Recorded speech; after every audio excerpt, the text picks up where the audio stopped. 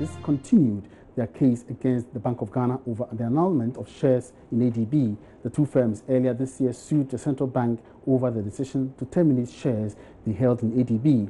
Now, court documents cited by Joy Business show that the two firms yesterday withdrew the application against the central bank at the commercial division of the High Courts. It is, however, not clear for now what might have influenced this decision. We're monitoring the situation and bringing you up to speed with development.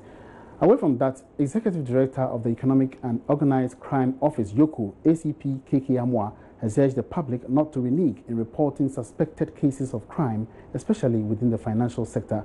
Eoco is currently engaging stakeholders and the public on its draft client service charter aimed at demystifying some claims surrounding the secrecy of its operations at the state office. ACP KK Amwa explains how crucial informants are to combating economic crimes. He spoke with Charles Aiti.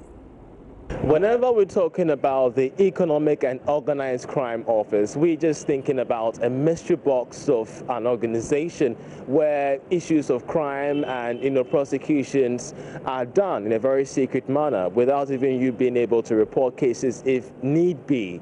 Today we get in touch with the Executive Director of the Eoco, who explains to us in clear detail the main reason for a new set of charter, a client service charter that gives you and I, the business community, the chance to report all suspects and cases of crime, especially in the financial market. The cases that are referred to the purely white-collar crime. White-collar crime. White-collar crime, it involves high personalities. And these are the people who are very reluctant to go to police station or Eoco for that matter, for investigation to be conducted. And so I don't think there is anything for anybody to fear. The charter will indeed going to open up Eoco to the general public. And do you think this could even in the future, arrest issues related to crime in the financial market? Yes, it will, because it will help you to report the case to us. If you report the case to us and it's well investigated, it will reduce the fraud in the financial market. But if you don't come to report, how do we get it to investigate? That is the point. We need a cooperation from the public. We need a cooperation from everybody to be able to work. The Director General of the Attorney General's office, who tells us that, of course, from going forward, we should be having a similar model that has been adopted by Eoco to be replicated across several state agencies in the country. The move is simple: to have business associations and individuals like you and I approach them and, of course, report cases of crime. That's if we do suspect them.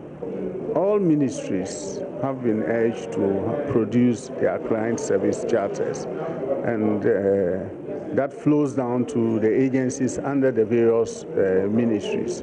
So various departments and agencies are also to produce. As of now, I know most of the ministries have, and have even revised them. Like for us, we are in the process of revising. Hopefully by next month we shall be holding a stakeholder conference to look at the revised charter that we have now. Already Ghana is moving up the ladder when it comes to doing business across the world, as we've seen in the World Bank Doing Business Index. With such a move from Eoco, investors and the business community could have it welcomed in a very good light, especially when transparency and the fight against crime begins to get heightened in the coming months, if not years to come. For Joy Business, I'm Charles Aita reporting from the Central Business Districts of Accra.